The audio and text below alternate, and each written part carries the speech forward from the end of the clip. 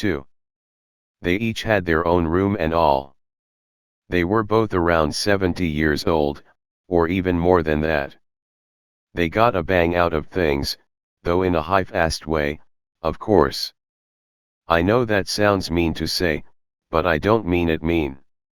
I just mean that I used to think about old Spencer quite a lot, and if you thought about him too much, you wondered what the heck he was still living for.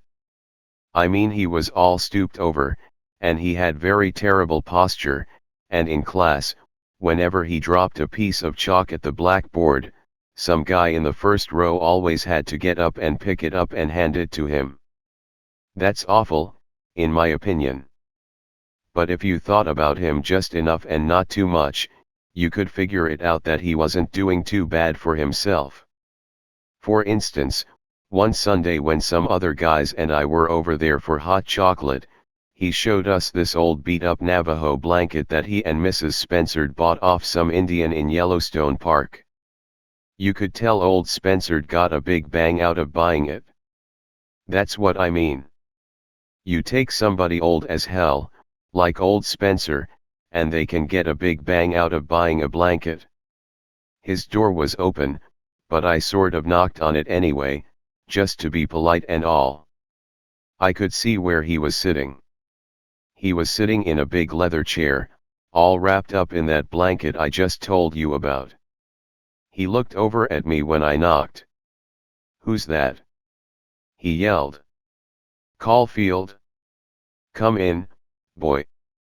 He was always yelling, outside class. It got on your nerves sometimes. The minute I went in, I was sort of sorry I'd come. He was reading the Atlantic Monthly, and there were pills and medicine all over the place, and everything smelled like Vicks nose drops. It was pretty depressing. I'm not too crazy about sick people, anyway. What made it even more depressing, old Spencer had on this very sad, ratty old bathrobe that he was probably born in or something. I don't much like to see old guys in their pajamas and bathrobes anyway. Their bumpy old chests are always showing. And their legs. Old guys' legs, at beaches and places, always look so white and unhairy. "Hello, sir," I said. "I got your note." "Thanks a lot." He'd written me this note asking me to stop by and say goodbye before vacation started, on account of I wasn't coming back. You didn't have to do all that. I'd have come over to say goodbye anyway. "Have a seat there, boy," old Spencer said. He meant the bed. I sat down on it. "How's your grip, sir?" "Boy, if I felt any better I'd have to send for the doctor," old Spencer said. That knocked him out. He started chuckling like a madman. Then he finally straightened himself out and said, "Why aren't you down at the game?" I thought this was the day of the big game. It is. I was. Only, I just got back from New York with the fencing team, I said. Boy, his bed was like a rock. He started getting serious as hell. I knew he would.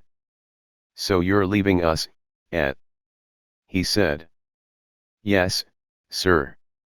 I guess I am." He started going into this nodding routine. You never saw anybody nod as much in your life as old Spencer did. You never knew if he was nodding a lot because he was thinking and all, or just because he was a nice old guy that didn't know his ass from his elbow. "What did Dr. Thurmer say to you, boy? I understand you had quite a little chat." "Yes, we did. We really did. I was in his office for around 2 hours, I guess." "What did he say to you?" "Oh. Well, about life being a game and all. And how you should play it according to the rules. He was pretty nice about it. I mean, he didn't hit the ceiling or anything. He just kept talking about life being a game and all. You know. Life is a game, boy. Life is a game that one plays according to the rules. Yes, sir. I know it is. I know it. Game, my ass. Some game. If you get on the side where all the hot shots are, then it's a game, all right, I'll admit that. But if you get on the other side, where there aren't any hot shots, then what's a game about it? Nothing. No game. Has Dr. Thurmer written to your parents yet? Old Spencer asked me. He said he was going to write them Monday. Have you yourself communicated with them? No, sir, I haven't communicated with them, because I'll probably see them Wednesday night when I get home. And how do you think they'll take the news? Well, they'll be pretty irritated about it, I said. They really will. This is about the fourth school I've gone to. I shook my head. I shake my head quite a lot. Boy. I said. I also say boy. Quite a lot. Partly because I have a lousy vocabulary and partly because I act quite young for my age sometimes. I was 16 then, and I'm 17 now, and sometimes I act like I'm about 13. It's really ironical, because I'm 6'2.5" and I have gray hair. I really do. The one side of my head, the right side, is full of millions of gray hairs. I've had them ever since I was a kid. And yet I still act sometimes like I was only about 12. Everybody says that, especially my father. It's partly true, too, but it isn't all true. People always think something's all true. I don't give a damn, except that I get bored sometimes when people tell me to act my age. Sometimes I act a lot older than I am, I really do, but people never notice it. People never notice anything. Old Spencer started nodding again. He also started picking his nose. He made out like he was only pinching it, but he was really getting the old thumb right in there. I guess he thought it was all right to do because it was only me that was in the room. I didn't care, except that it's pretty disgusting to watch somebody pick their nose. Then he said, I had the privilege of meeting your mother and dad when they had their little chat with Dr. Thurmer some weeks ago. They're grand people. Yes, they are. They're very nice. Grand. There's a word I really hate. It's a phony. I could puke every time I hear it. Then all of a sudden old Spencer looked like he had something very good, something sharp as a tack, to say to me.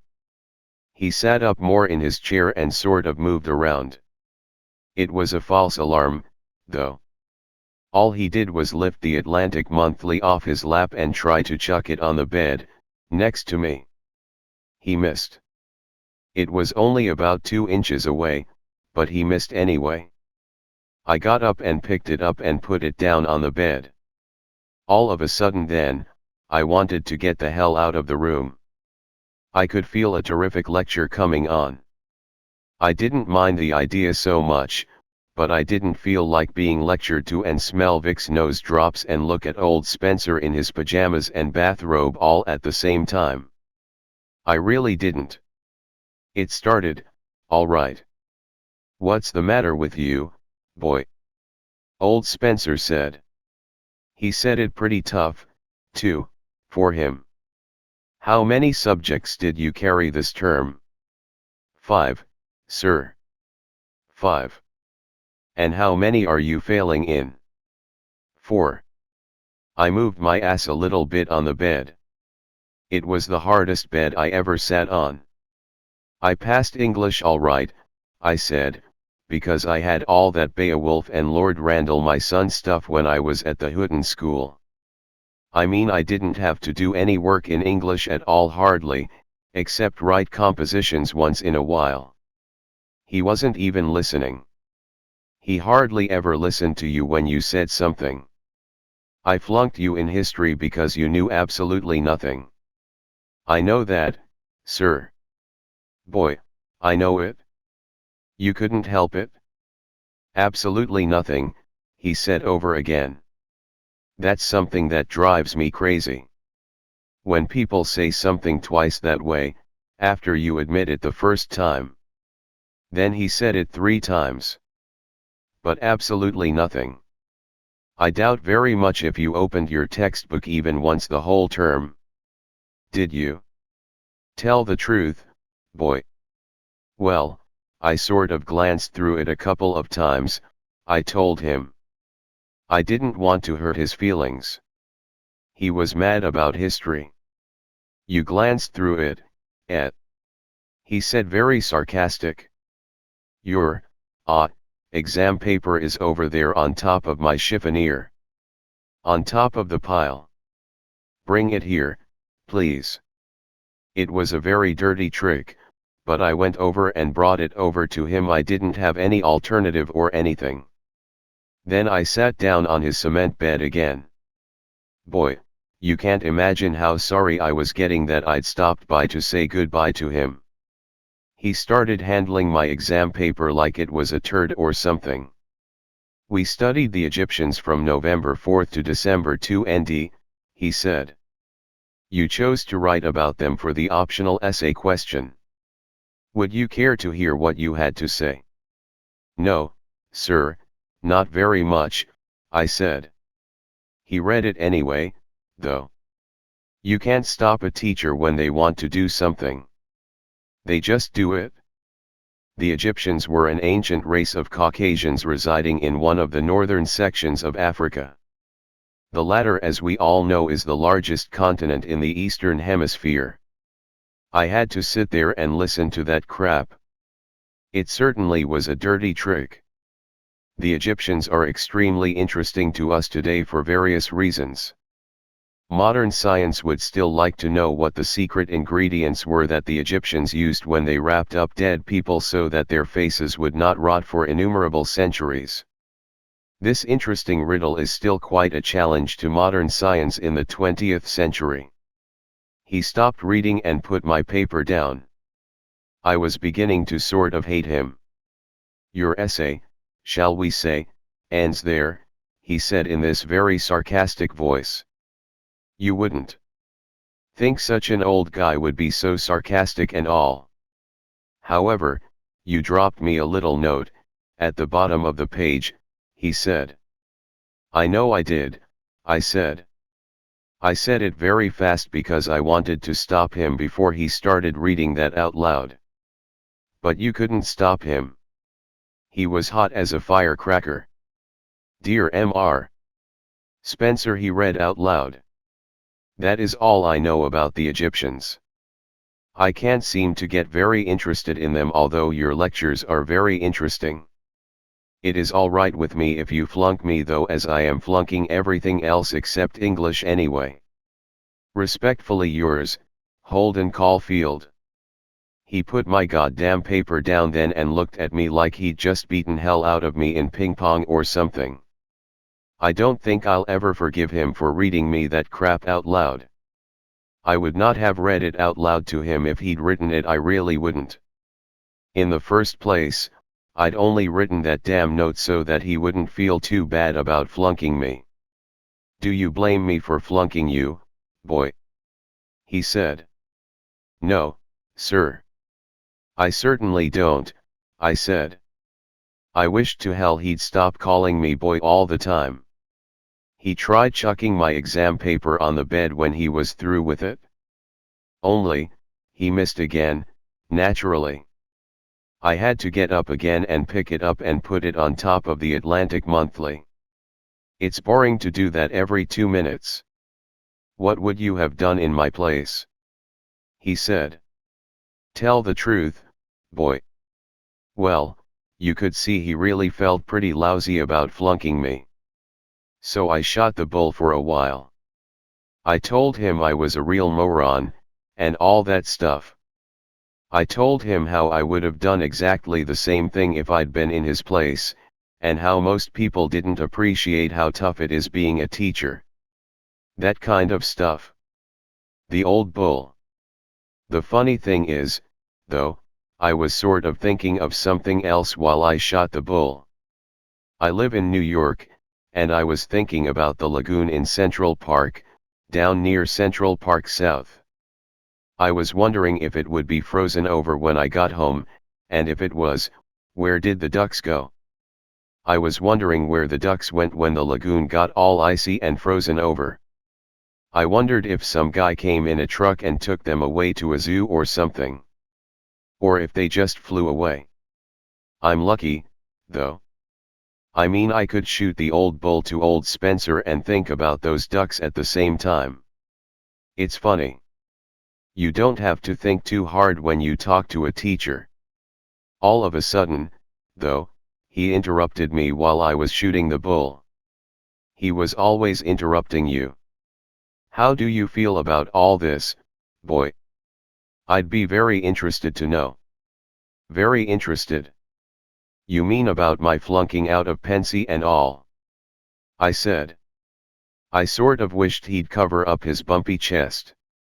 It wasn't such a beautiful view. If I'm not mistaken, I believe you also had some difficulty at the Houghton School and at Elkton Hills.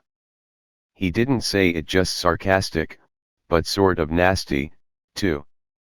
I didn't have too much difficulty at Elkton Hills, I told him. I didn't exactly flunk out or anything. I just quit, sort of. Why, may I ask? Why? Oh, well, it's a long story, sir. I mean, it's pretty complicated. I didn't feel like going into the whole thing with him. He wouldn't have understood it anyway. It wasn't up his alley at all. One of the biggest reasons I left Elkton Hills was because I was surrounded by phonies. That's all. They were coming in the goddamn window. For instance, they had this headmaster, Mr. Haas, that was the phoniest bastard I ever met in my life. 10 times worse than old Thermer. On Sundays, for instance, old Haas went around shaking hands with everybody's parents when they drove up to school. He'd be charming as hell and all. Except if some boy had little old funny-looking parents. You should have seen the way he did with my roommate's parents. I mean, if a boy's mother was sort of fat or corny looking or something, and if somebody's father was one of those guys that wear those suits with very big shoulders and corny black and white shoes, then old Hans would just shake hands with them and give them a phony smile, and then he'd go talk, for maybe a half an hour, with somebody else's parents. I can't stand that stuff. It drives me crazy. It makes me so depressed I go crazy. I hated that goddamn Elkton Hills. Old Spencer asked me something then, but I didn't hear him. I was thinking about old Haas. What, sir? I said. Do you have any particular qualms about leaving Pensy? Oh, I have a few qualms, all right. Sure. But not too many. Not yet, anyway. I guess it hasn't really hit me yet. It takes things a while to hit me. All I'm doing right now is thinking about going home Wednesday. I'm a moron. Do you feel absolutely no concern for your future, boy? Oh, I feel some concern for my future, all right. Sure. Sure, I do. I thought about it for a minute. But not too much, I guess. Not too much, I guess. You will, old Spencer said. You will, boy. You will when it's too late. I didn't like hearing him say that. It made me sound dead or something. It was very depressing. I guess I will, I said. I'd like to put some sense in that head of yours, boy. I'm trying to help you. I'm trying to help you, if I can. He really was, too. You could see that. But it was just that we were too much on opposite sides of the pole, that's all. I know you are, sir, I said. Thanks a lot. No kidding. I appreciate it. I really do.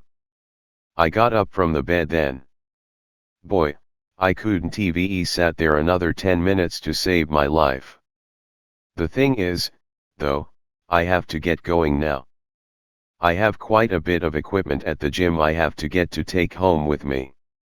I really do. He looked up at me and started nodding again, with this very serious look on his face. I felt sorry as hell for him, all of a sudden. But I just couldn't hang around there any longer, the way we were on opposite sides of the pole, and the way he kept missing the bed whenever he chucked something at it, and his sad old bathrobe with his chest showing, and that grippy smell of Vicks nose drops all over the place. Look, sir. Don't worry about me, I said. I mean it. I'll be all right. I'm just going through a phase right now.